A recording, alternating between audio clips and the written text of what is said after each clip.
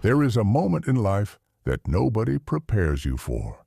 It is not loud. It is not dramatic. It does not come with music or warning. It arrives quietly. When you sit alone and realize you have nothing, no clear direction, no safety net, no one coming to rescue you, and in that silence, something inside you whispers, "Now what?" That question has broken more people than failure ever could, because failure still means you tried. But this feeling of having nothing feels like you never even started. But listen carefully, because this audiobook, Start When You Have Nothing, From Zero to Hero, exists for that exact moment. In this audiobook, you will discover how to rebuild from absolute zero, how to take emptiness and turn it into momentum, how to build discipline when motivation is gone, how to create value when you feel worthless, and how to become someone you don't even recognize yet. We are going to walk through 25 chapters together, not theory, not empty hype, but real uncomfortable truths.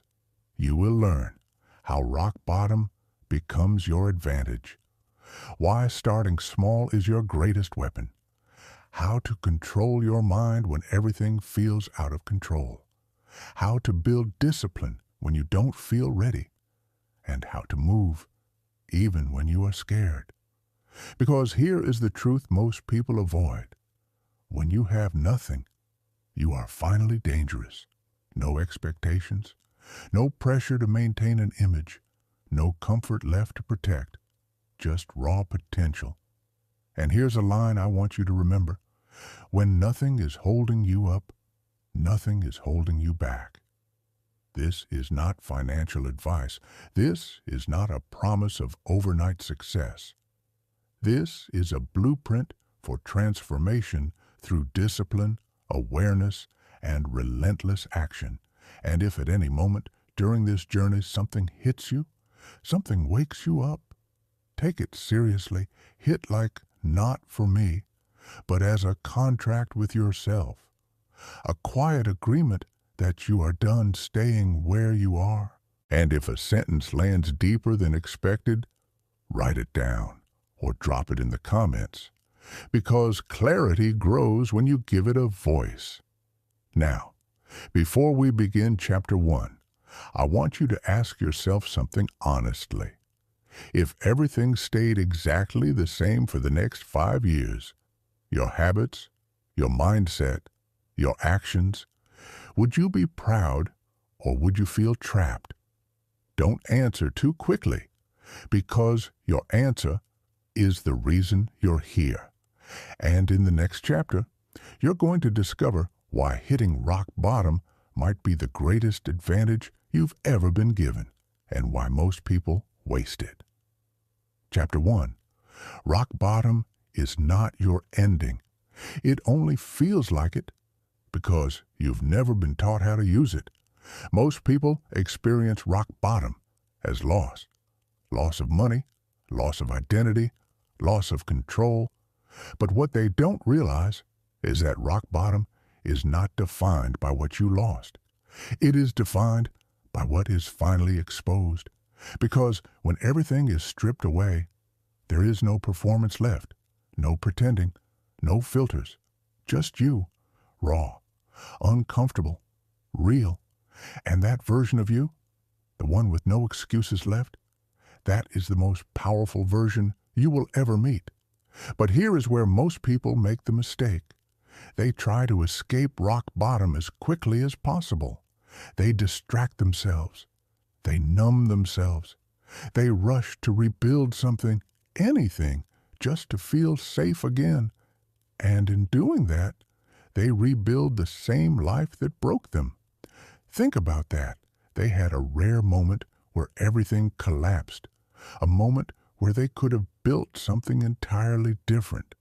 And instead, they recreated the same patterns with slightly different details.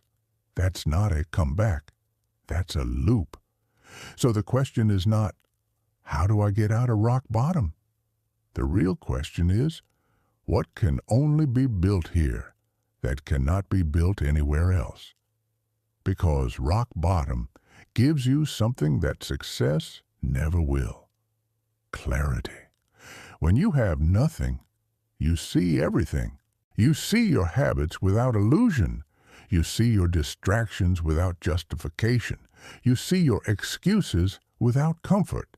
And it's painful, because for the first time, you cannot lie to yourself anymore.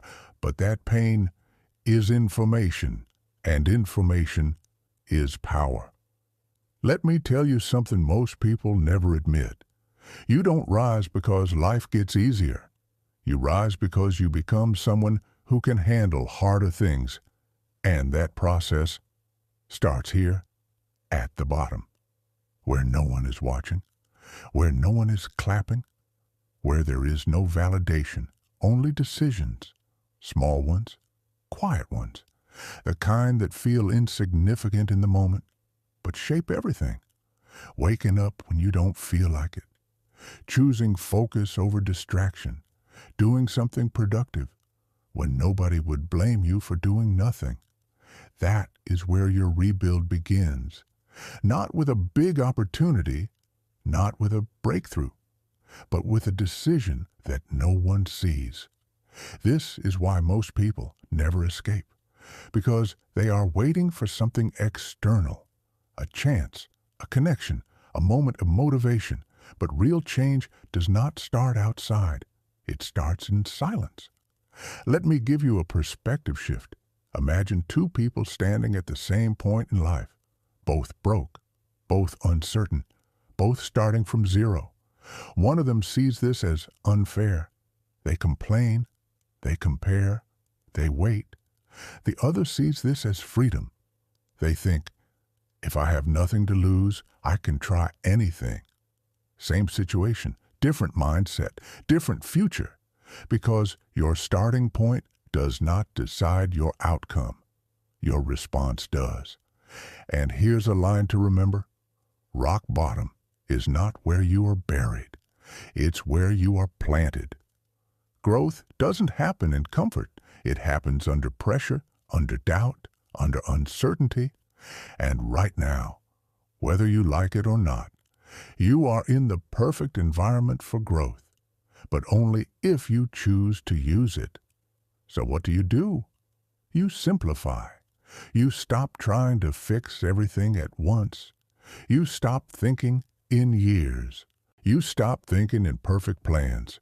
You focus on one thing, movement, not perfection, not clarity, not confidence, movement, because movement creates clarity. Action removes doubt, and consistency builds identity. You don't need to feel ready. You need to start, even if it's small, especially if it's small, because small actions, repeated daily, become unstoppable momentum, and momentum is what pulls you out. Not luck, not talent, momentum. So today, your job is simple. Do one thing that moves you forward. Just one. And tomorrow, do it again, and again, and again, until it becomes who you are. Because the goal is not to escape rock bottom quickly. The goal is to become someone who can never fall this low again. And that transformation does not happen all at once. It happens in moments like this. Quiet, unseen, real. Now here's where it gets uncomfortable, because in the next chapter, we're going to destroy one of the biggest lies you've been told your entire life, the lie that success is about luck. And once you see the truth, you will never be able to make excuses the same way again. Dear friends, we've just started working on this channel, so we'd really appreciate your support. Please like the video and leave a few words in the comments. It'll really help us promote it. We'd be very grateful. Let's keep going. Chapter 2. The Myth of Luck. This is where most people quietly give up, without even realizing it. They look at someone successful and say, they got lucky. They see the result, but they never study the process. And that belief that everything comes down to luck becomes a comfortable excuse. Because if success is luck, then failure isn't your responsibility. Think about how dangerous that is. Because the moment you believe that, you stop trying at full capacity. You hold back. You hesitate. You wait for the right moment. But here is the truth most people avoid. Luck is not random. Luck is built. It is created through repetition, through visibility, through preparation, meeting opportunity. And if you remove luck from the equation completely, what are you left with? Effort, consistency, positioning, and time. Let's break this down in a way most people never do. Imagine opportunity as a door. Most people stand far away from it, hoping it will open, but the door doesn't even know they exist. Now, imagine someone else.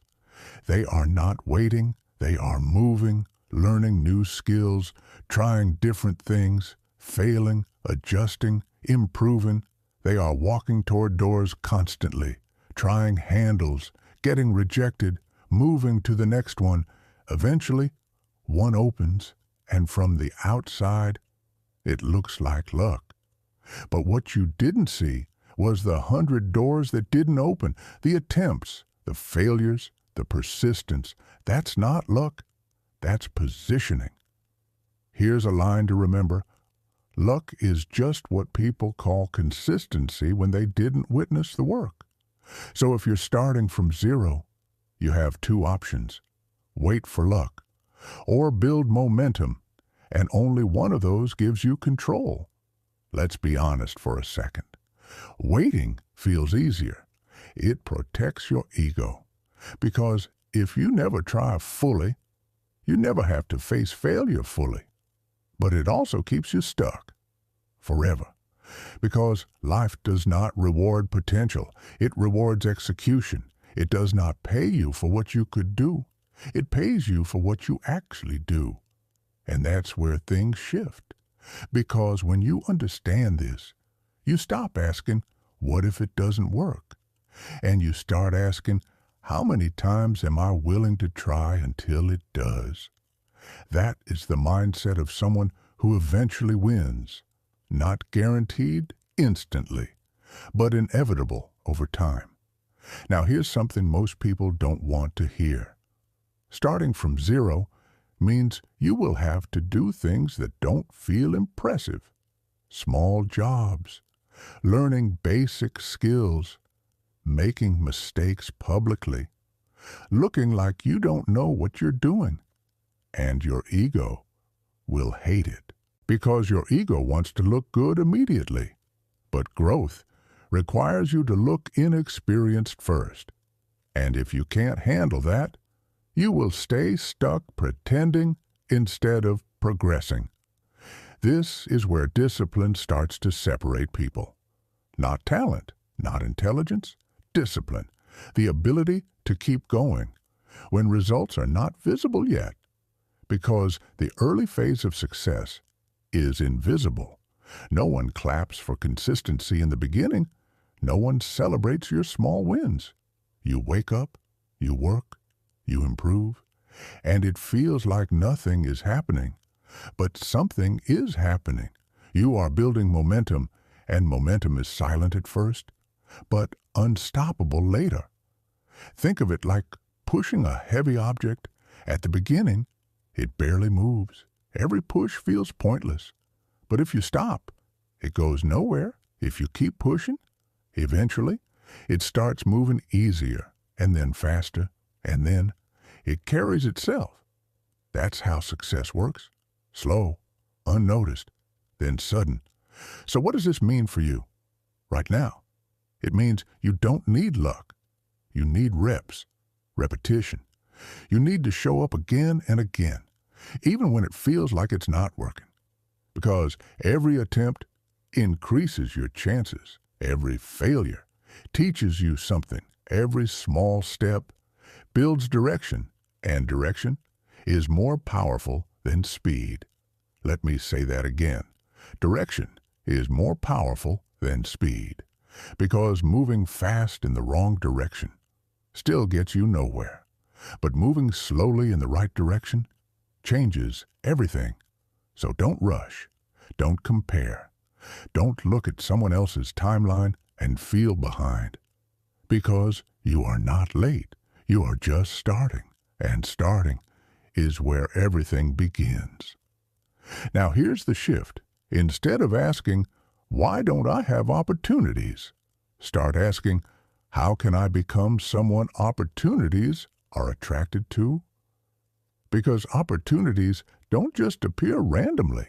They move toward value, toward skill, toward consistency, toward people who are already in motion. And that means your job is not to wait. Your job is to build, skill by skill, day by day, action by action, until one day an opportunity appears. And this time, you're ready. And everyone else will call it luck. But you'll know the truth. You built it. And in the next chapter, we're going deeper into something even more powerful. Because even if you understand effort, even if you understand consistency, there is one thing that can still sabotage everything: your mindset. And we're going to break it down in a way that forces you to confront something uncomfortable, the beliefs that are quietly keeping you stuck right now. Chapter 3. Break the invisible chains. Not the ones around your situation, the ones inside your mind. Because here is the truth most people never confront. You are not only limited by your circumstances, you are limited by what you believe those circumstances mean. And that difference changes everything.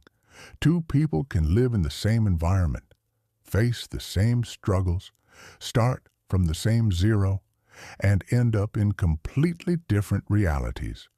Why? Because one of them questions their beliefs, and the other obeys them. Let's talk about something uncomfortable. You didn't choose most of your early beliefs. They were given to you by your environment, by your family, by society, by repeated experiences that slowly shaped what you think is normal. And over time, those beliefs stopped feeling like opinions. They started feeling like truth. Things like, money is hard to earn. People like me don't succeed. I'm not ready yet. I don't have what it takes.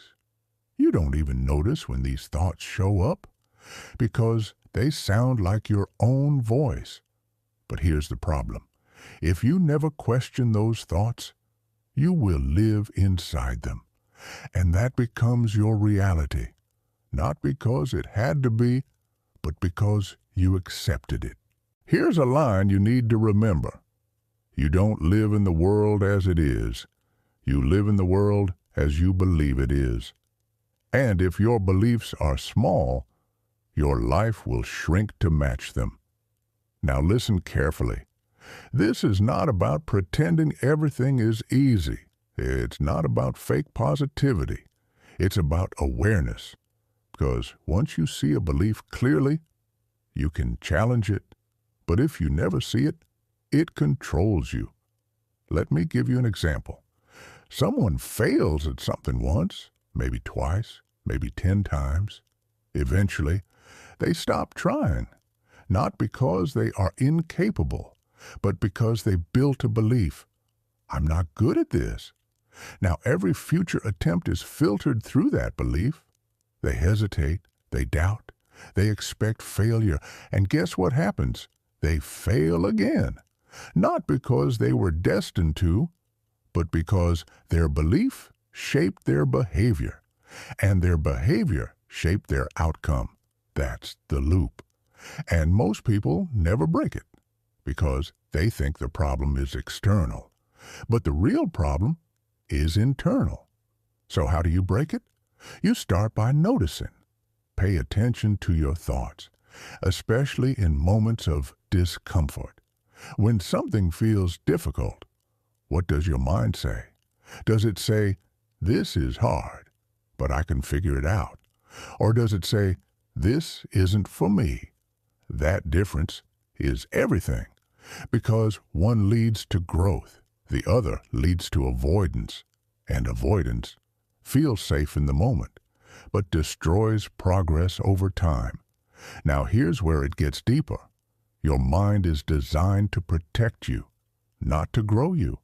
It wants comfort, certainty, familiar patterns, even if those patterns are keeping you stuck, because familiar pain feels safer than unfamiliar growth. Think about that. You could be stuck in a situation you don't like, but you stay because at least it's predictable, and your mind tells you, better this than the unknown. That's not logic. That's fear. And if you don't recognize it, it will run your life. So what do? You interrupt it. Every time a limiting belief shows up, you question it, not emotionally, logically. Ask yourself, is this actually true, or is this something I've been repeating? Because most limiting beliefs are not facts. They are habits, and habits can be changed, but only if you challenge them. Here's a practical shift. Instead of saying, "I can't do this," say, "I don't know how to do this yet." That one word, "yet," changes your entire perspective, because it keeps the door open. It keeps you in motion, and motion is what creates progress. Now let's take it even further. You don't need to believe in yourself completely, not at the beginning. You just need to believe that change is possible. That's it. Because belief grows with evidence, and evidence comes from action. So you act, even if you doubt, even if you feel unsure, even if your mind resists. Because every time you act, you collect proof. Proof that you can move forward. Proof that you can improve. Proof that you are not stuck. And slowly, that proof rewrites your beliefs. This is how transformation actually happens. Not in one big moment, but in repeated small shifts. Thought by thought, action by action, until one day you think differently, you move differently, you live differently, and you realize the biggest thing that changed was not your situation, it was you. Now here's the challenge. For the next 24 hours, watch your thoughts. Notice the patterns. Notice what you tell yourself when things get difficult. And don't judge it, just observe. Because awareness is the first step to control. And control is the beginning of power. Because once you control your mind, you stop being controlled by your circumstances. And in the next chapter, we're going to talk about something that most people avoid completely. Action.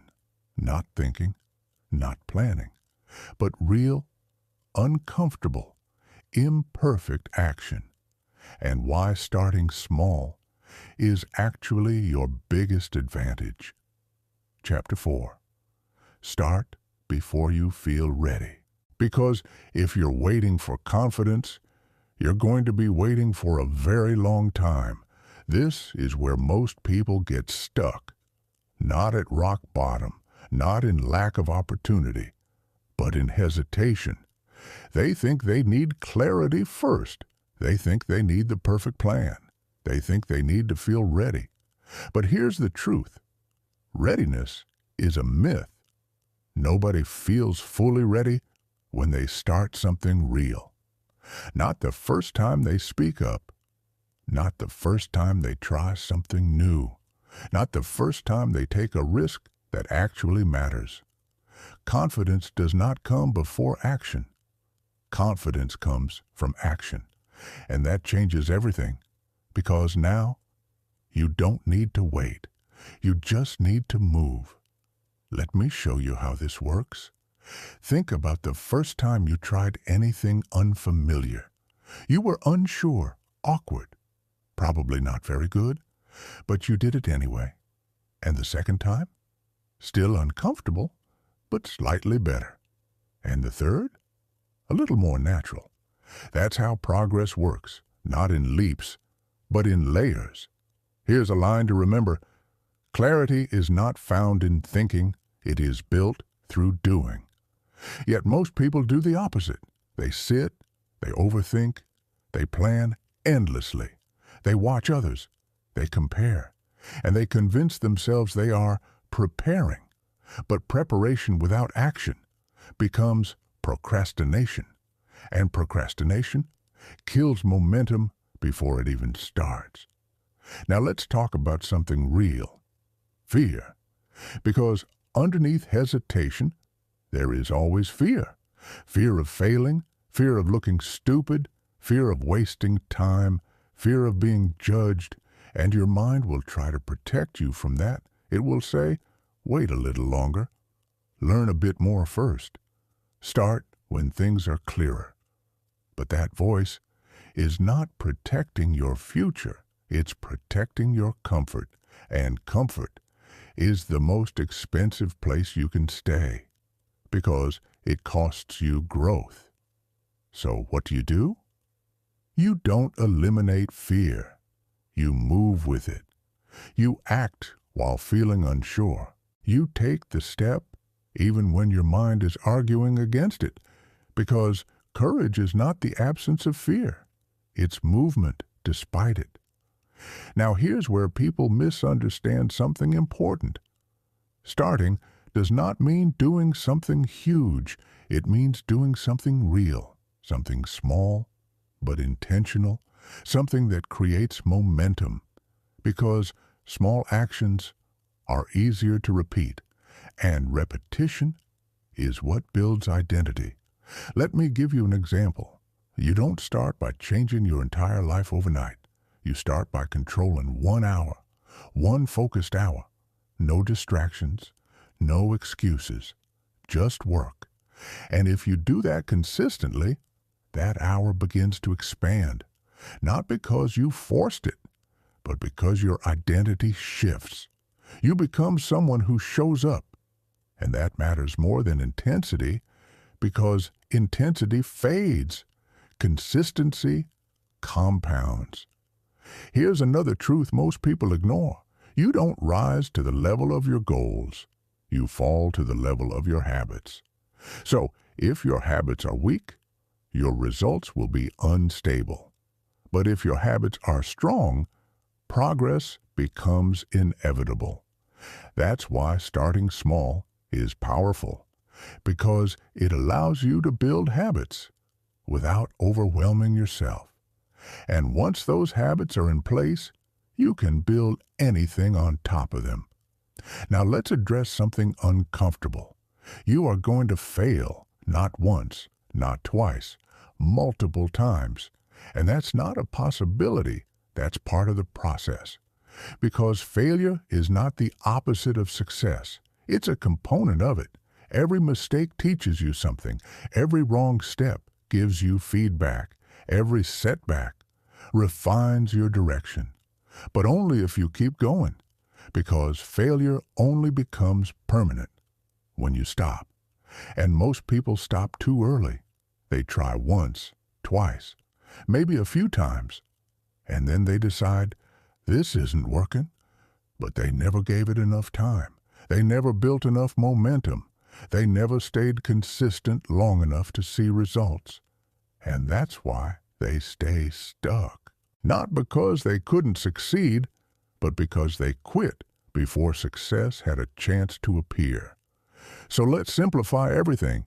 Your job right now is not to figure out your entire future. Your job is to take the next step. Just one.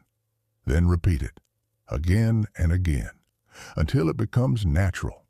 Because the people who win are not the ones who start perfectly. They are the ones who keep going imperfectly. And over time, that consistency separates them. Now here's your challenge. Right after this chapter, do something. Not tomorrow, not later. Now. Something small, but real, because action creates momentum, and momentum changes everything. And in the next chapter, we're going to go deeper into something most people avoid completely. Discipline. Not the kind that sounds good, but the kind that forces you to act, even when you don't feel like it. And once you understand this, you will realize why most people stay average, even when they know what to do. Dear viewer, we would really be grateful if you could share your ideas on how we can improve our videos in the comments. Thank you very much. Chapter 5. Discipline is not motivation. And if you confuse the two, you will stay stuck in cycles you don't even notice anymore. Because motivation feels powerful. It comes in waves. It gives you energy. It makes you feel like change is possible. But here's the problem. Motivation is temporary. It fades. And when it fades, most people stop. That's why they start strong and disappear quietly again and again. But discipline doesn't care how you feel. It shows up when motivation is gone. It acts when you're tired. It moves when you'd rather stay still. And that is why discipline wins. Here's a line to remember. Motivation starts the journey. Discipline finishes it. Now let's be real. Discipline is not comfortable. It's not exciting every day. It doesn't give you instant rewards. In fact, most of the time, it feels boring, repetitive, unnoticed, unappreciated. And that's exactly why most people avoid it, because they want progress to feel good. But real progress often feels like resistance. Think about this. The moment you decide to improve your life, your mind pushes back.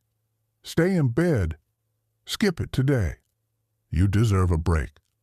That voice is not your enemy. It's your default programming. Your brain is designed to conserve energy, to avoid discomfort, to keep you safe. But safe does not mean successful. Safe means predictable, and predictable keeps you exactly where you are. So if you want to change your life, you have to override that voice, not once, but daily, especially when it's loudest. Now here's the shift. Discipline is not about being perfect. It's about being consistent. It's about showing up, even when it's inconvenient, even when it's boring, even when no one is watching. Because that's where identity is built, not in big moments, but in small repeated actions. Let me give you a simple truth. Every time you do what you said you would do, you build trust with yourself, and every time you don't, you break it. And over time, that trust becomes your foundation. If you trust yourself, you move differently, you take action faster, you doubt yourself less, you follow through. But if you don't trust yourself, everything feels harder. Because deep down, you know you might quit, and that doubt slows everything down. So discipline is not just about results. It's about identity. It's about becoming someone who follows through. Now let's talk about something important. Laziness. Because most people misunderstand it. Laziness is not always doing nothing. Sometimes it looks like distraction.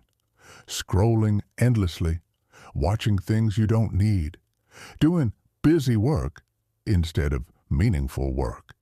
It feels like you're doing something, but you're avoiding what matters.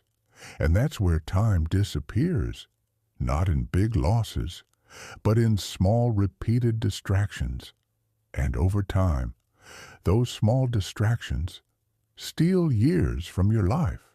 So what do? You become aware. You catch yourself in those moments, and you interrupt the pattern. Not perfectly, but consistently.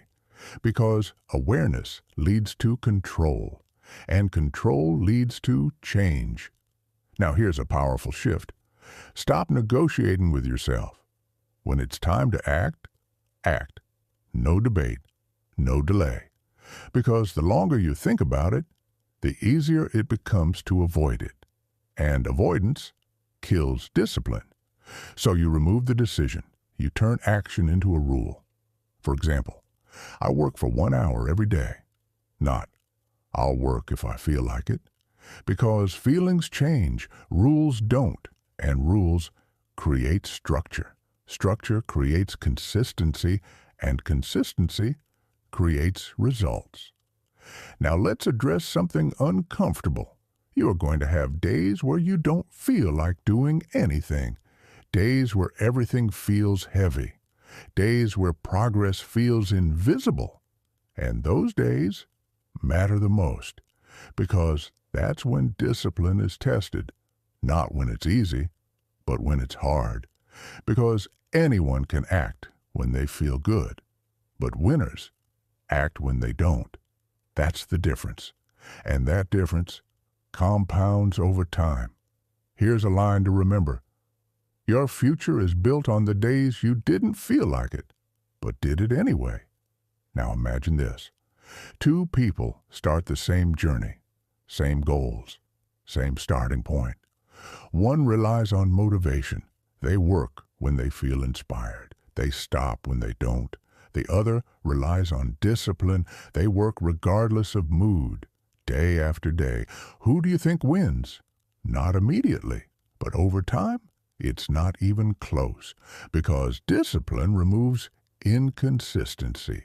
And inconsistency is what keeps most people average. So if you're starting from zero, discipline is your unfair advantage, because most people don't have it. They talk, they plan, they delay, but they don't execute consistently. And if you can do that, you separate yourself quickly. Now here's your challenge. Pick one thing, one habit, and commit to it daily. No excuses, no negotiation, just consistency.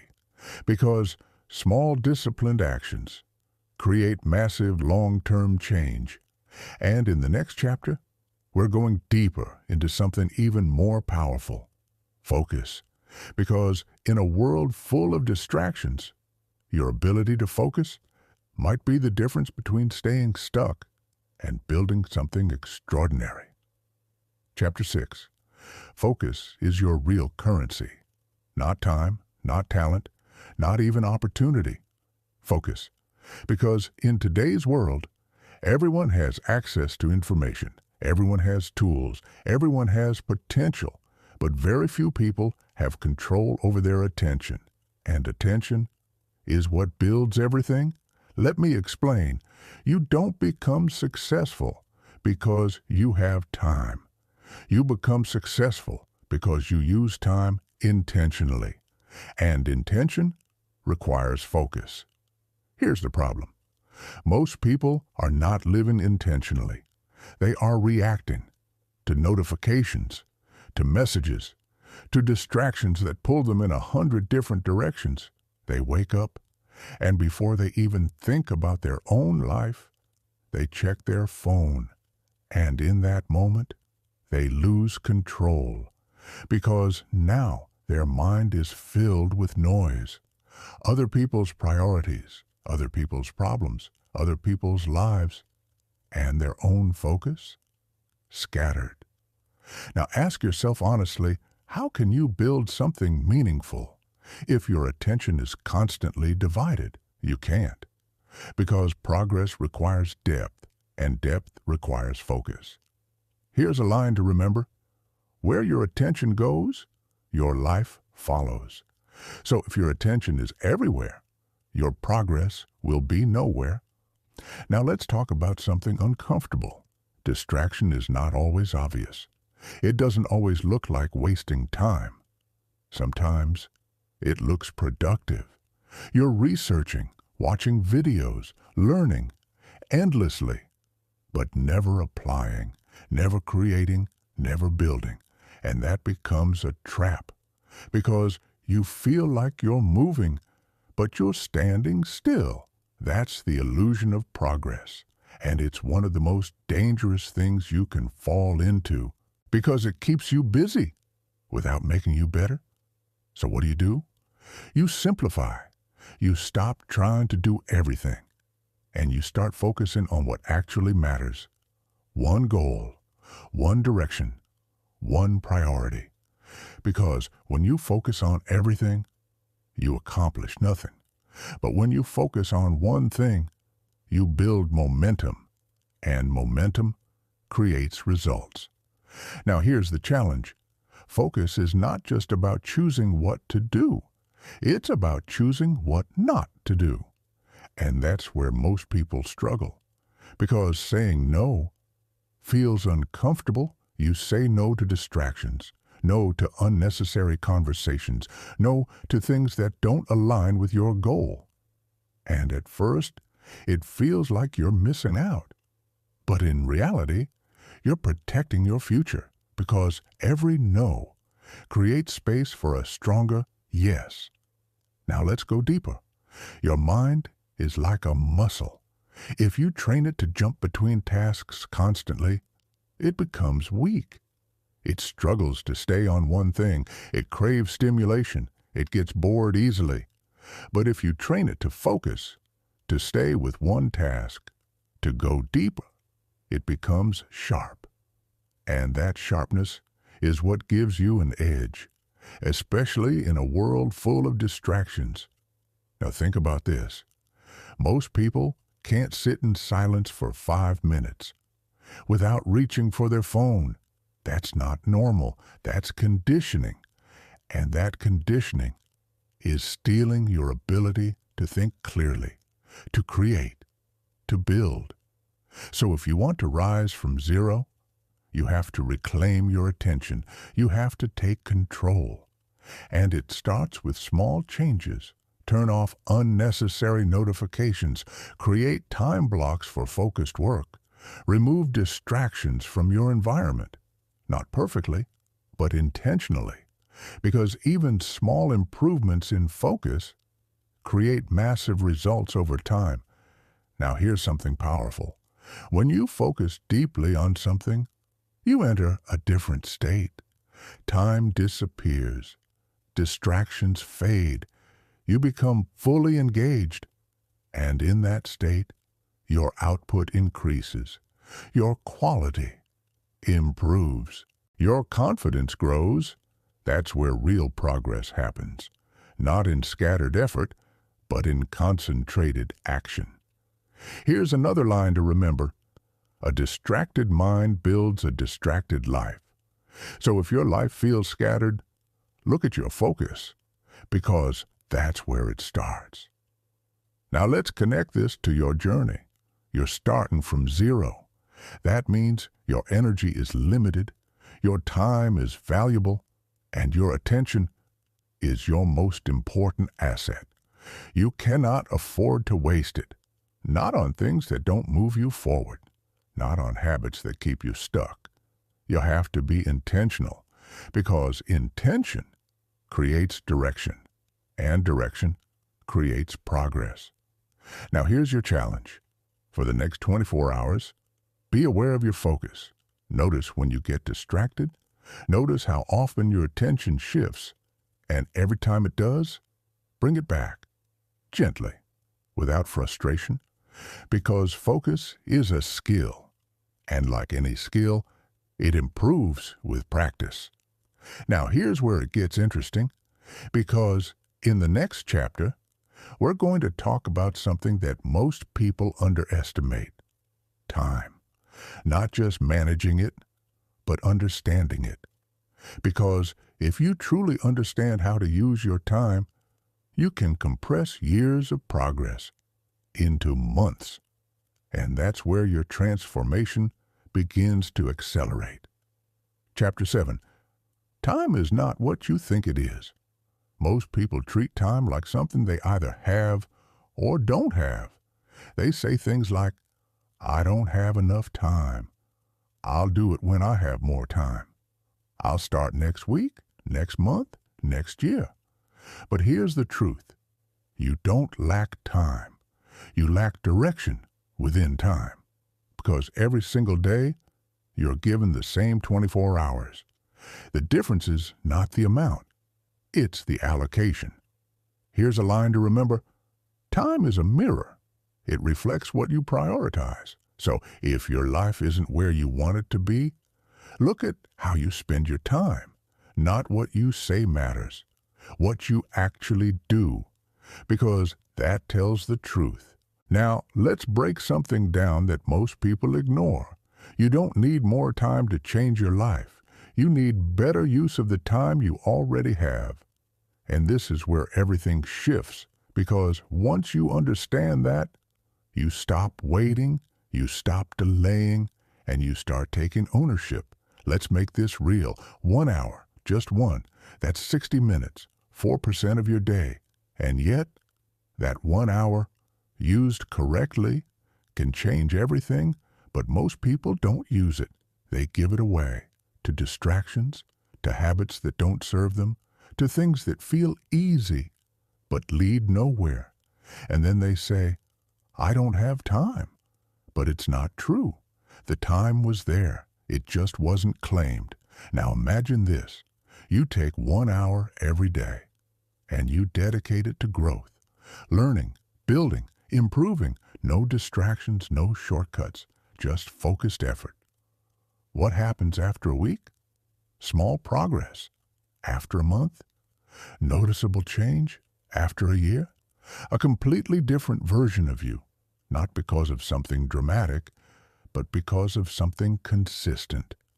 That's how transformation works, not in bursts, but in repetition. Now here's the part most people miss. It's not just about using time, it's about protecting it.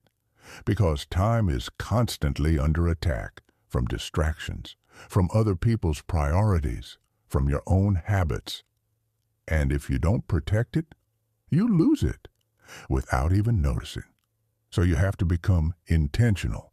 You have to decide, this time is mine, and treat it like it matters, because it does. Now let's talk about something deeper. Urgency. Not panic, not stress, but awareness. Awareness that time is moving whether you act or not. Days turn into weeks. Weeks turn into months. Months turn into years. And before you know it, you look back and wonder, where did it go? That question is one of the most painful realizations a person can have, because by the time you ask it, you can't get it back. So the goal is not to rush. The goal is to be aware, to understand that every day matters, not equally, but consistently, because small wasted days turn into wasted years, and small productive days turn into powerful momentum. Now here's a shift. Stop thinking in huge time frames. Stop saying, I'll change my life this year. That's too big, too vague. Instead, focus on today. What can you do today that moves you forward, not perfectly, but intentionally? Because today is where your life is built, not in the past, not in the future, now. And if you win today, you create a pattern, and patterns create results. Now here's something powerful. You don't need to do everything. You need to do what matters. Because being busy is not the same as being productive. You can spend hours doing things and still go nowhere. Or you can spend one focused hour and move forward. That's the difference. Focus within time. Now let's bring it all together. You're starting from zero. That means your time is your greatest asset. Not money, not connections. Time. And how you use it will decide everything. So you have to respect it, protect it, use it intentionally, because once it's gone, it's gone. Now here's your challenge. Starting today, claim 1 hour, just one, and use it to build something, a skill, a habit, a direction, something that moves you forward, and do it again tomorrow and the next day. Because consistency and time creates transformation in life. Now here's where it gets deeper, because in the next chapter, we're going to talk about something most people avoid: silence. Not external silence, but internal silence. Because if you can't control your inner noise, you will never control your direction. And once you understand this, you'll see why so many people stay stuck, even when they know exactly what to do. Chapter 8. Silence is not empty. It is full of answers you've been avoiding. Most people are not afraid of failure. They are afraid of being alone with their own thoughts. Because when everything goes quiet, no distractions, no noise, no constant stimulation, you are left with yourself. And that's where the truth lives. The thoughts you ignore, the patterns you repeat, the habits you justify, they all become clear in silence. But here's the problem. Most people never stay there long enough. The moment things get quiet, they reach for something: a phone, a screen, a distraction, anything to avoid that inner conversation, because it's uncomfortable. It forces you to face things you've been pushing away. But here's the shift. Silence is not your enemy. It's your mirror. Here's a line to remember. Your life changes the moment you stop escaping your own mind. Now let's go deeper. You don't lose direction because you don't know what to do. You lose direction because your mind is too noisy to hear what matters. Constant input creates internal chaos. Too many opinions, too many comparisons, too many distractions. And in that noise, your own voice gets lost. So you start following everything except your own direction, and that leads to confusion, not because you're incapable, but because you're overwhelmed. Now imagine something different. You sit in silence, no phone, no music, no distractions. At first, it feels uncomfortable. Your mind jumps, your thoughts race, you feel restless. That's normal, because your mind is not used to stillness. But if you stay there, something shifts. The noise starts to settle, and underneath it, you begin to hear something clearer. Your real thoughts, not the ones influenced by others, not the ones shaped by fear, but the ones that actually matter. And in that space, you gain clarity. Clarity about what you want. Clarity about what needs to change. Clarity about what you've been avoiding. That's powerful, because clarity leads to action. Now here's something most people don't realize. You don't need more information. You need more reflection. Because information without reflection creates overload. But reflection creates understanding, and understanding creates direction. So instead of constantly consuming, start creating space, even if it's just 10 minutes. Sit, think, write if you need to. But don't escape. Stay present, because that's where growth happens. Now let's connect this to your journey. You're starting from zero. That means you need clarity more than anything. Not perfection, not speed, clarity. And clarity doesn't come from noise. It comes from stillness. Now here's another truth. When you avoid silence, you avoid responsibility, because silence forces you to face yourself. It asks questions like, what are you really doing with your time? What are you avoiding? What do you actually want? And those questions don't always have comfortable answers, but they have honest ones. And honesty is where change begins. Now let's make this practical. Create a daily moment of silence. No distractions, no input, just you, even if it feels pointless at first. Because over time, that space becomes powerful. It becomes your reset, your clarity zone, your place to think without influence. Now here's something important. Silence is not just about thinking, it's about observing. watching your thoughts without reacting, seeing patterns without judging. Because once you see clearly, you can change intentionally. And that's the goal.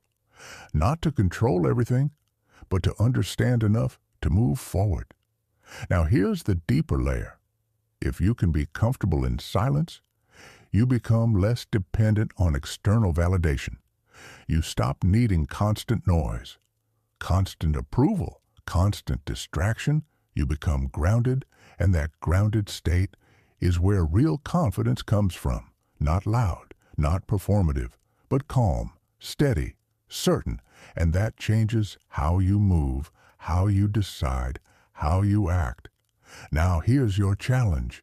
Today, spend time in silence, no phone, no distractions, just you. And ask yourself one question. What am I avoiding? Don't rush the answer. Let it come. Because whatever shows up is something you need to face. And once you face it, you take your power back. Now here's where it gets even more real. Because in the next chapter, we're going to talk about something most people struggle with. Identity. Not who you are now, but who you believe you are, and how that belief is shaping everything you do, without you even realizing it. We're so glad you decided to watch our video. We're also really curious to know which cities around the world are watching our videos. Could you let us know which city, or at least which country, you're from? We always read every comment under our videos carefully. Thank you. Chapter 9. You are not who you think you are. And that might be the most uncomfortable truth you hear in this entire journey, because most people believe their identity is fixed. I'm just not disciplined. I'm not confident. I'm not the type of person who succeeds. But those are not facts. They are stories. Stories repeated so many times, they started to feel real. Here's the shift. Your identity is not something you're born with. It's something you build, moment by moment, decision by decision. Here's a line to remember. You don't become successful and then act differently. You act differently until you become successful. That means your identity is shaped by your actions, not your intentions, not your thoughts. Your actions. Let's break this down. If you tell yourself, I'm not disciplined, and then you skip your work, delay your goals, avoid discomfort, you reinforce that identity, not because it's true, but because your actions confirm it. Now imagine something different.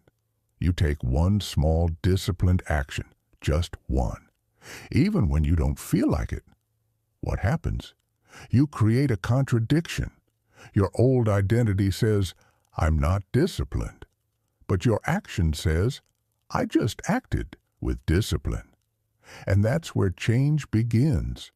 Because identity shifts. When your actions challenge your beliefs. Now here's the key. You don't need to change everything at once. You just need to start proving yourself wrong. One action at a time. Because every time you do something aligned with the person you want to become, you cast a vote for that identity. And over time, those votes add up until a new identity feels real. Now let's talk about something deeper. Most people are attached to their old identity, even if it's limiting, even if it's holding them back. Why? Because it's familiar. And familiar feels safe, even when it's uncomfortable. So they stay in patterns that don't serve them, because changing feels uncertain. But here's the truth. If you don't change your identity, you will repeat your results, because your identity drives your behavior, and your behavior creates your outcomes. So if you want different results, you have to become a different person, not overnight, but intentionally. Now here's a practical shift. Stop asking, what should I do? Start asking, who do I need to become? Because that question changes everything. Instead of focusing on outcomes, you focus on identity.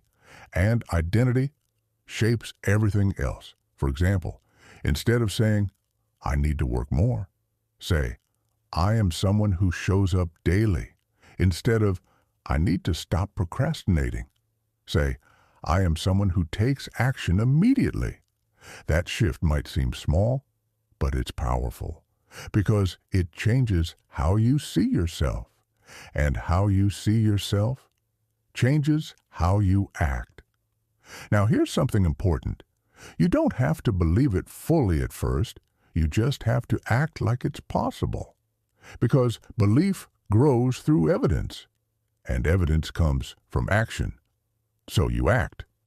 Even if it feels unnatural, even if it feels uncomfortable, because that discomfort is a sign of growth. You are stepping outside your old identity. And that's exactly where change happens. Now let's go deeper. Your environment reinforces your identity.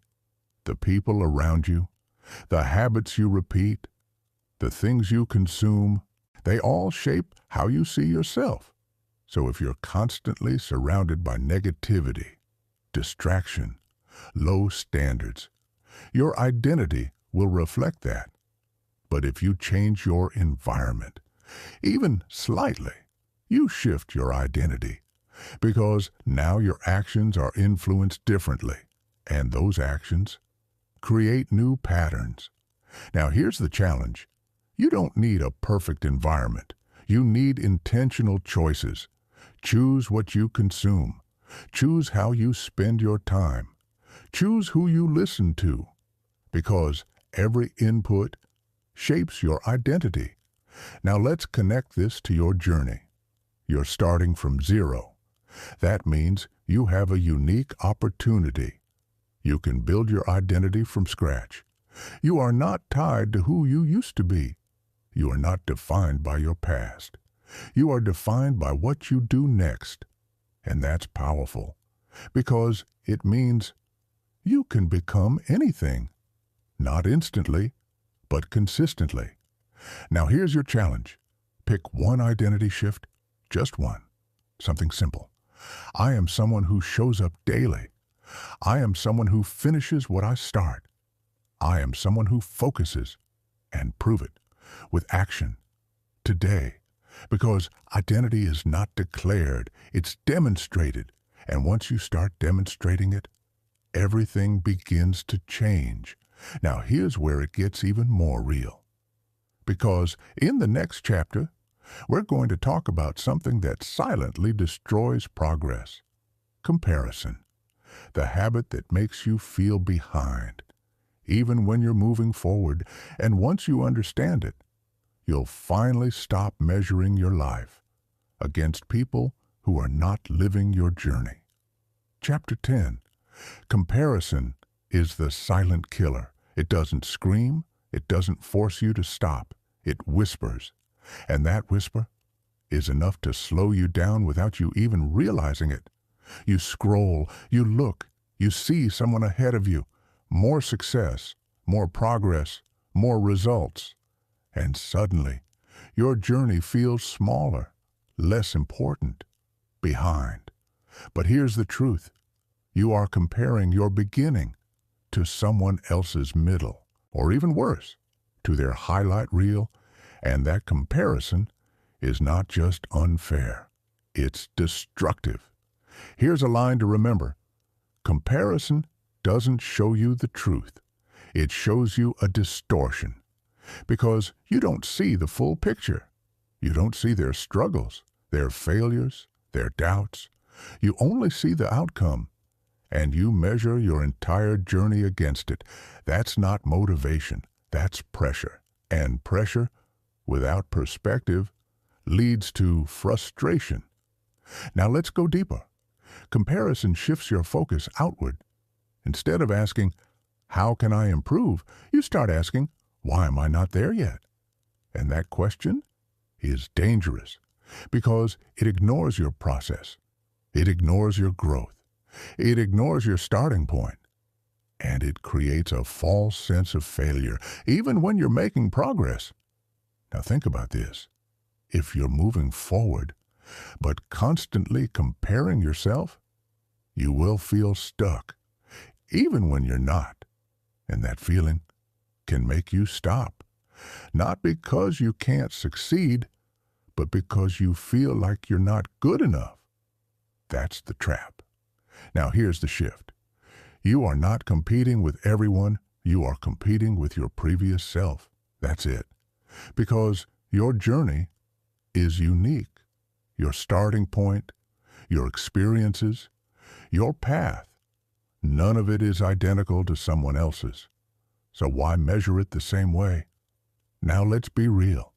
It's not easy to ignore comparison, especially in a world where everything is visible, where success is constantly displayed, where progress is constantly shared.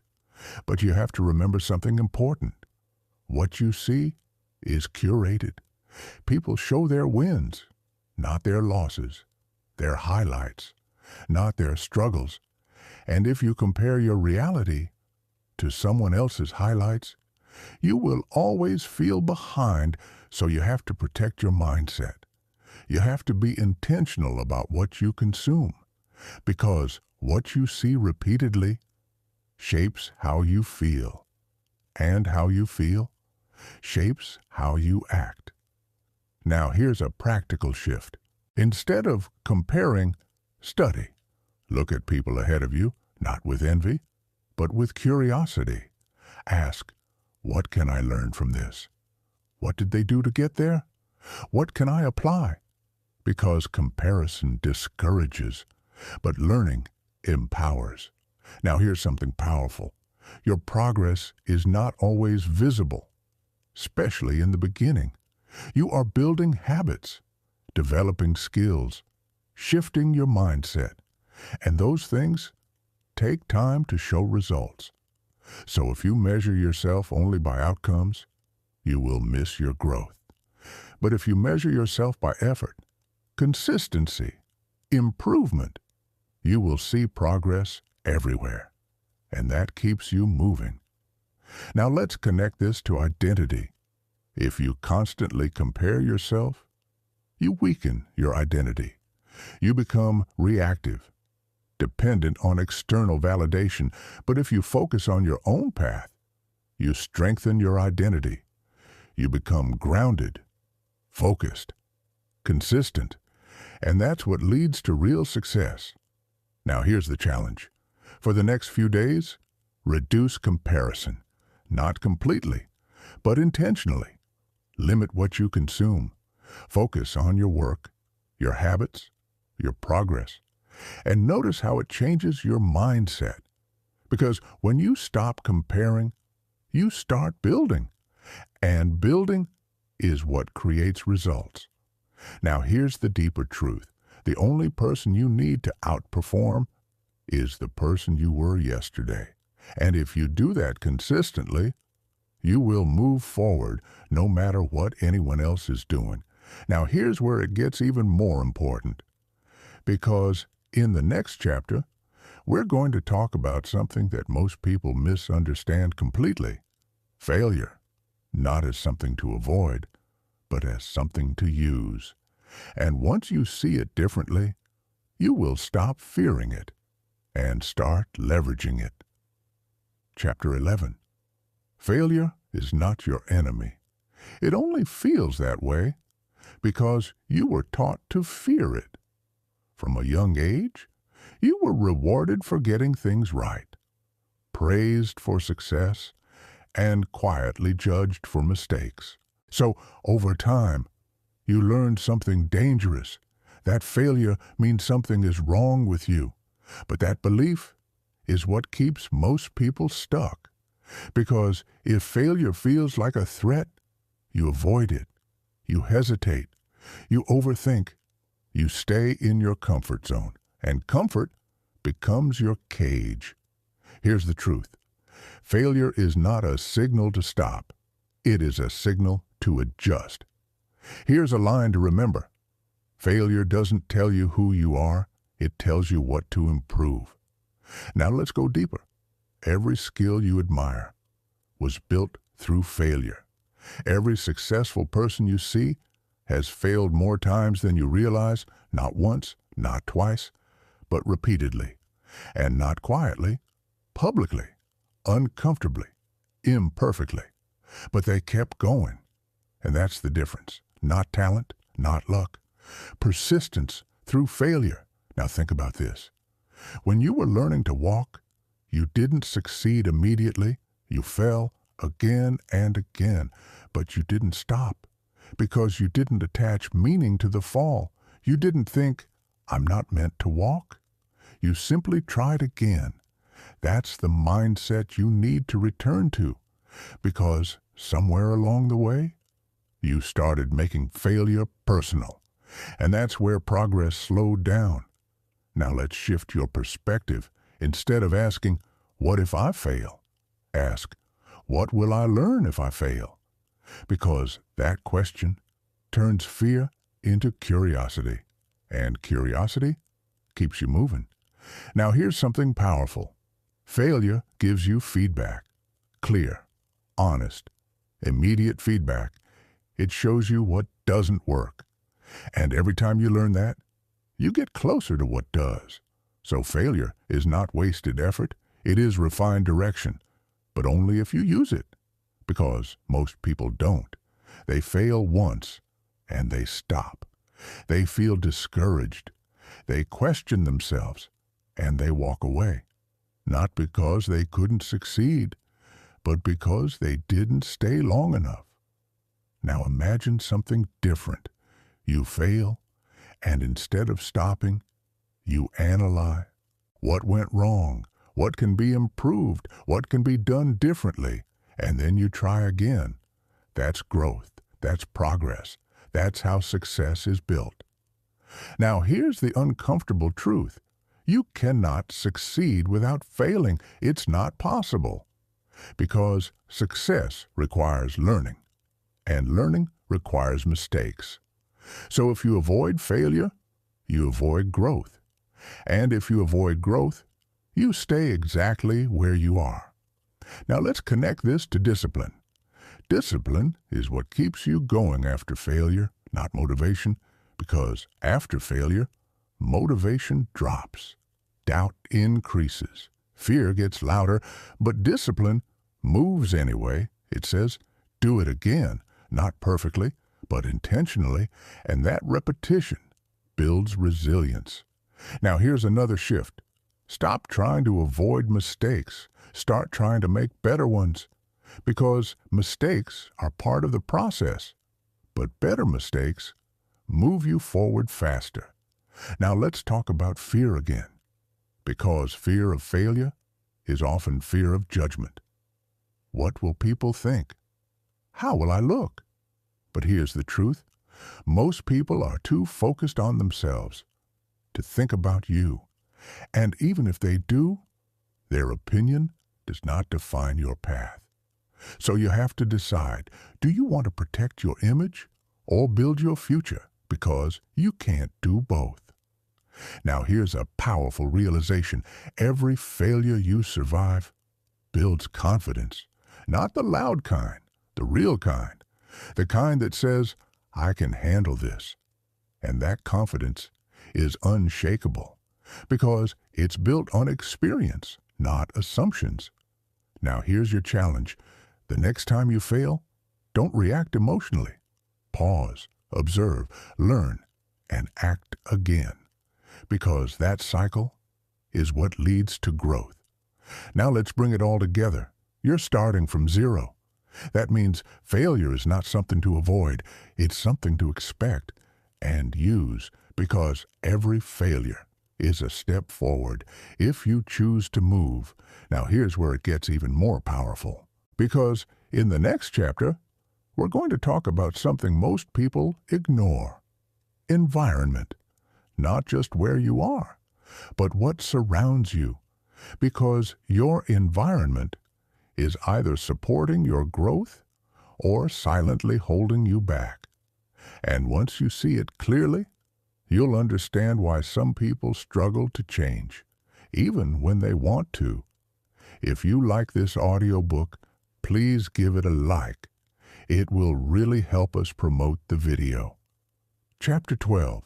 Your environment is shaping you, whether you realize it or not. Not just the place you live, but everything around you, the people you talk to, the content you consume, the habits you repeat daily without thinking, all of it is quietly building your future. Here's the truth most people overlook. You don't rise above your environment easily, you adapt to it. Here's a line to remember. Your environment whispers directions to your life every single day. Now think about that. If you are constantly surrounded by distraction, you will struggle to focus. If you are surrounded by negativity, you will start thinking negatively. If you are surrounded by low standards, you will accept less from yourself, not because you want to, but because repetition normalizes everything, and what feels normal becomes your reality. Now here's the uncomfortable part. Sometimes the environment that's holding you back is familiar. It's people you know, places you've been, habits you've had for years, and that makes it harder to change, because change feels like loss. But here's the truth. Not changing costs you more. Now let's go deeper. Environment is not just external, it's also internal. Your thoughts, your routines, your patterns. Because even if you change your surroundings, if your internal environment stays the same, you will recreate the same results. So this is not about running away. It's about becoming aware, seeing clearly what is helping you and what is hurting you. Now ask yourself honestly, does your environment push you forward or keep you comfortable? Does it challenge you or distract you? Does it support your growth or pull you back into old patterns? Because whatever the answer is, that's the direction you're heading. Now here's the shift. You don't need to change everything at once. You start small. You adjust what you can control, what you watch, what you listen to, who you spend time with. Because even small changes create different inputs, and different inputs create different outputs. Now let's talk about people, because they are one of the strongest influences. The conversations you have, the energy you're around, they shape your thinking. If you're constantly around people who complain, who avoid responsibility, who stay stuck, that mindset becomes familiar, and over time, it becomes yours. But if you're around people who are focused, who take action, who push themselves, you absorb that energy. You start thinking differently, acting differently, expecting more from yourself. That's the power of environment. Now here's something important. You don't have to cut everyone off. This is not about isolation. It's about intention.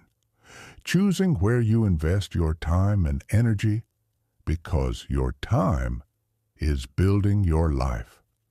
Now let's talk about digital environment. What you consume daily matters more than you think. Social media, videos, information, it all shapes your mindset. If you constantly consume distraction, you become distracted. If you consume growth, you become focused. So you have to be selective, not perfect, but aware. Because what you feed your mind becomes your thoughts, and your thoughts drive your actions. Now here's a powerful shift. Design your environment instead of letting it control you. Create a space that supports your goals, remove distractions, add tools that help you focus. Make it easier to do the right thing, because willpower is limited, but environment can support you daily. Now, let's connect this to your journey. You're starting from zero. That means your environment matters even more because you're building from scratch, and whatever you build around you will either accelerate your progress or slow it down. So choose wisely. Now here's your challenge. Look at your environment today, not emotionally, honestly. What is helping you? What is hurting you? And make one change, just one. Because small changes create new patterns, and new patterns create new results. Now here's where it gets even more powerful, because in the next chapter, we're going to talk about something that controls everything. Your standards, not your goals, not your dreams, but the standards you accept daily. Because once you understand this, you will realize why some people stay stuck, even when they want more. Chapter 13, your standards decide your life, not your goals, not your intentions, not even your potential, your standards, because goals are what you want. Standards are what you accept. And there is a massive difference between the two. Here's a line to remember. You don't get what you want. You get what you tolerate. Let that sink in. You can want success. You can want discipline. You can want a better life. But if your standards are low, if you tolerate distractions, if you tolerate inconsistency, if you tolerate excuses, then your results will match that, not your dreams, your standards. Now let's break this down. Every day, you make small decisions. Wake up or stay in bed, work or delay, focus or scroll. And in each of those moments, you are setting a standard, not once, repeatedly. And repetition turns into identity. So if you consistently accept less from yourself, that becomes your normal. And your normal becomes your life. Now here's the uncomfortable truth. Most people set high goals, but maintain low standards. They say they want more, but their daily actions don't reflect it. And that gap is where frustration lives. Because deep down, they know they are capable of more, but they are not demanding it from themselves. Now here's the shift. Raise your standards, not dramatically, not perfectly, but intentionally. Start expecting more from yourself. In small ways. Show up when you said you would. Finish what you started. Do the work even when it's inconvenient. Because every time you meet your own standard, you build respect for yourself. And self-respect is the foundation of everything. Now let's talk about something real. Excuses. Because excuses are how you lower your standards without admitting it. I'm tired. I'll do it tomorrow. It's not the right time. And sometimes those reasons feel valid, but if they become patterns, they become limits, and limits keep you exactly where you are. Now this doesn't mean you ignore reality. It means you stop using it as a reason to stay stuck. Because there's always a way to move forward, even if it's small, and small progress is still progress. Now here's something powerful. High standards are not about perfection. They are about consistency. They are about doing what needs to be done, more often than not, because perfection is unrealistic, but consistency is achievable, and consistency creates results. Now let's go deeper. When you raise your standards, you change how you make decisions. You stop asking, do I feel like it?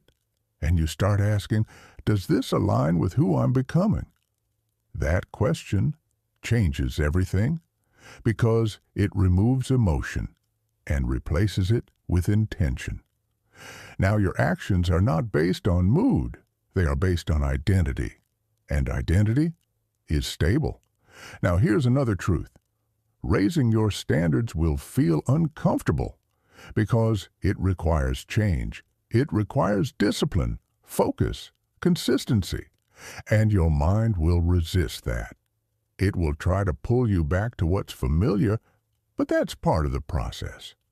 Growth always feels uncomfortable at first because you are stepping into something new. Now let's connect this to your journey. You're starting from zero. That means your standards will shape everything, not your starting point, not your past. Your standards. So if you set them low, you stay stuck. If you raise them, you move forward. It's that simple. Now here's your challenge. Pick one standard, just one. Something small but meaningful. I show up every day. I finish what I start. I don't negotiate with distractions. And commit to it daily, because standards are not set once. They are proven repeatedly. And every time you prove them, you become stronger. Now here's where it gets even deeper, because in the next chapter, we're going to talk about something that determines your long-term success. Patience, not waiting, but understanding the process. Because if you don't develop patience, you will quit too early, even if you're doing everything right. Chapter 14. Patience is not passive. It is one of the most misunderstood strengths you can build, because when people hear the word patience, they imagine waiting, doing nothing, hoping things work out, letting time pass. But that's not patience, that's avoidance. Real patience is active. It is working without immediate results. It is showing up without visible progress. It is continuing when everything feels slow. Here's a line to remember. Patience is not waiting for results.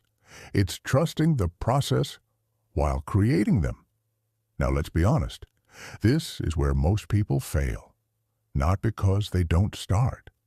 Not because they don't try. But because they expect results too quickly. They work for a week, maybe a month. And when nothing dramatic happens, they stop. They think, this isn't working. I'm not making progress. Maybe this isn't for me. But what they don't realize is that they quit right before things begin to shift. Because growth is not linear. It's not consistent. It's not immediate. It's slow, invisible, then sudden. Now think about this. When you plant a seed, you don't see results immediately.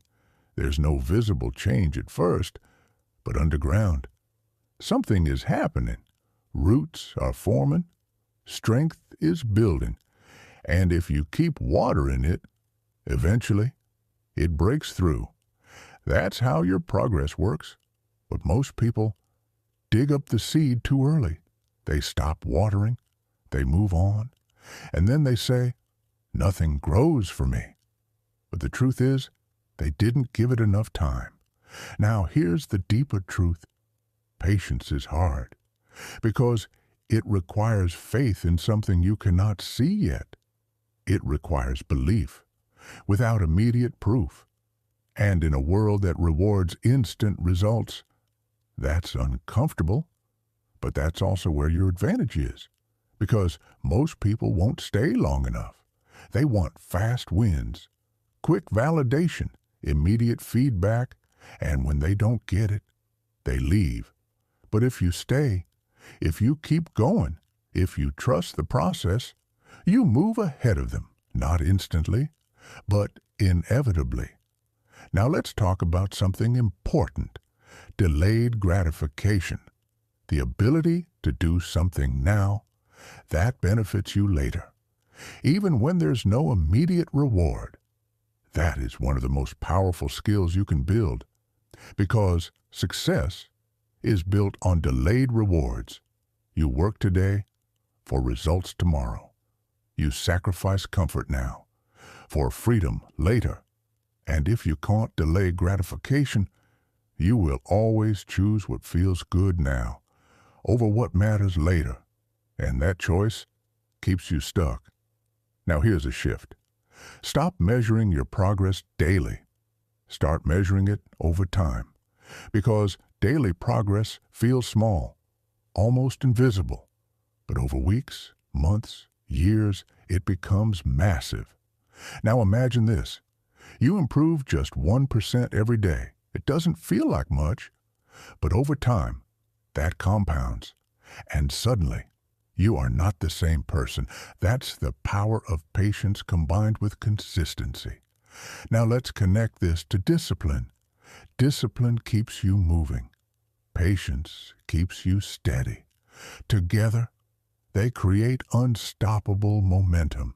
Because discipline without patience leads to burnout, and patience without discipline leads to stagnation. But when you combine them, you move forward consistently without quitting. Now here's something powerful.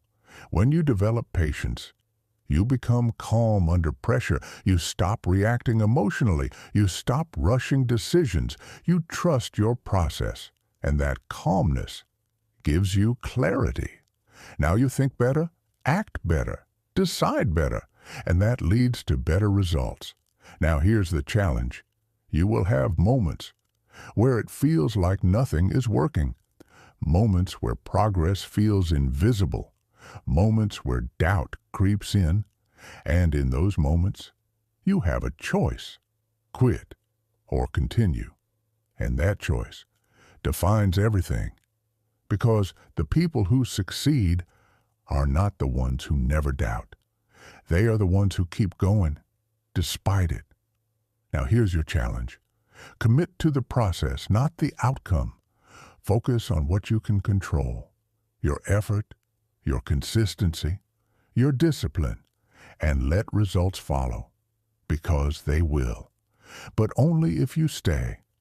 Now here's where it gets even more powerful, because in the next chapter, we're going to talk about something that most people ignore: value. Not what you want, but what you can give. Because once you understand this, you will stop chasing opportunities and start attracting them. Chapter 15.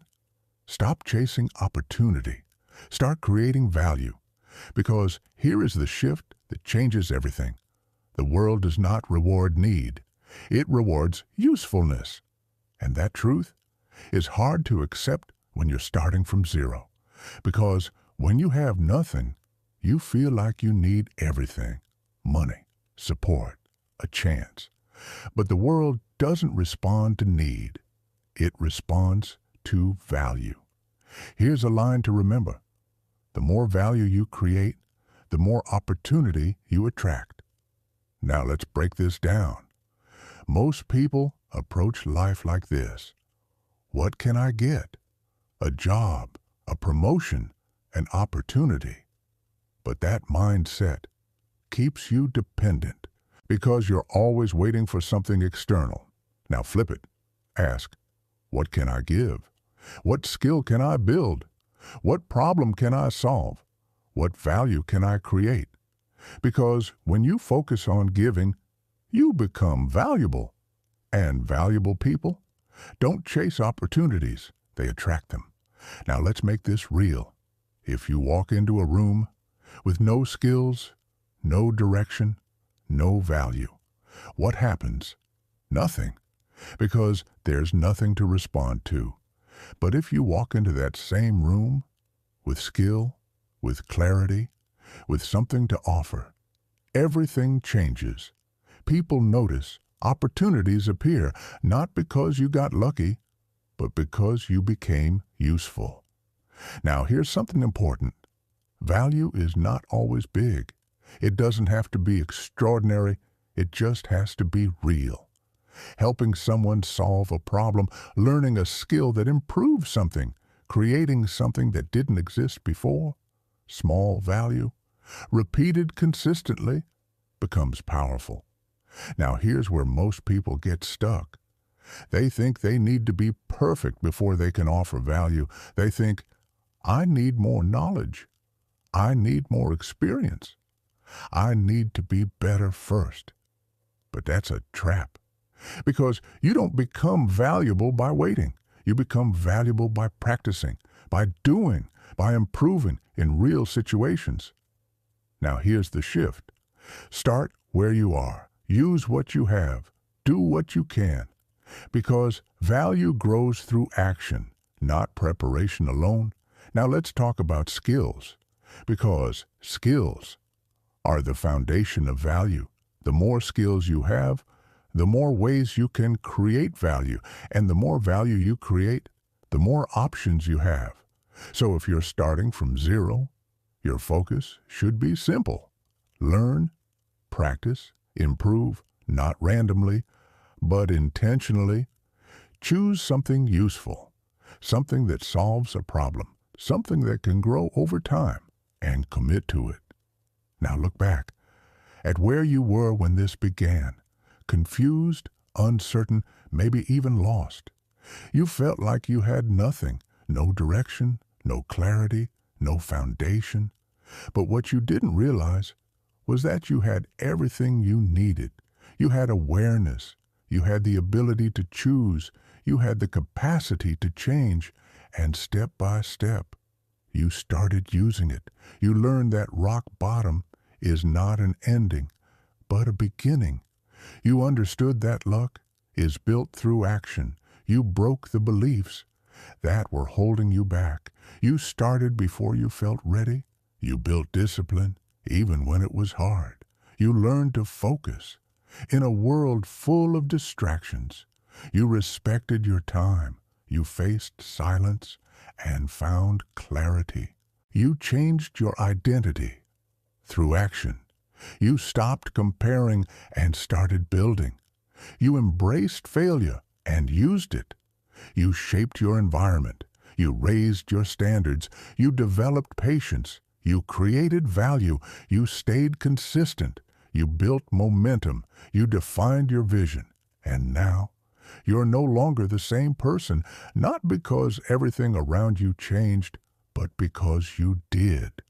And that's the real transformation. Now here's the truth most people never reach. Once you become this version of yourself, you don't go back, because you've seen what you're capable of. You've felt the shift. You've built something real. And that changes how you move. Now you don't wait. You act.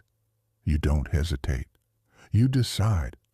You don't rely on motivation. You rely on discipline. You don't fear starting from zero because you know how to build again. And that is real power. Now let's make something clear. This is not the end. This is the beginning. Because everything you've learned, everything you've built, is just the foundation. And what you do next determines everything. Now you have a choice. You can go back to old patterns, old habits, old thinking, or you can continue, you can build, you can grow, you can become even more. And that choice is yours every single day.